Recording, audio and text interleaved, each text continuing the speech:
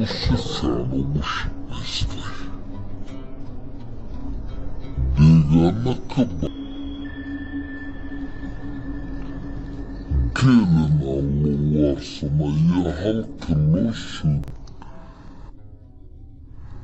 markii ay dunidu horumartayna geel waxa uu ku diyaarsan inay ka faa'iidaystaan xaaladaha deegaanka.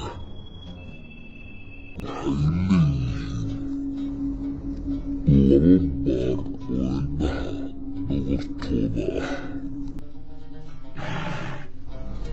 Sidoo kale waxay awood u leeyihiin inaanay muddo leh ugu sameeyey keli aad u xoog badan iyo mindhicirro haynaya biyaha. Wayna kuma laha haynta biyaha.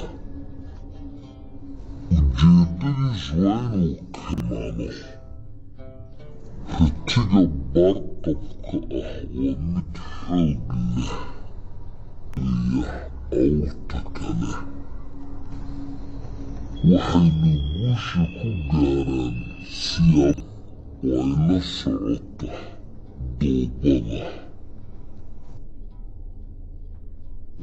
Weliba isku garaaca miciyaha waa qayb ka mid ah.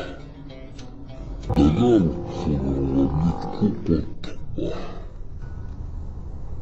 raadinta qaalmaha waa qaar oo ku isjebiya oo dhaawacyo xoog leh sugaysta.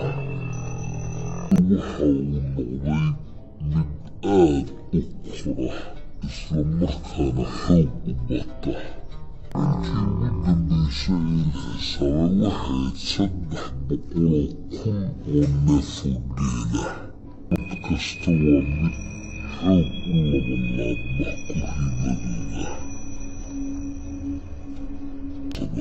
Si aad ula socoto muuqaalada cajiibka ah ee halkan aan soo geliyo, bal ku taab muuqaalada xiga ee mustaqbalka.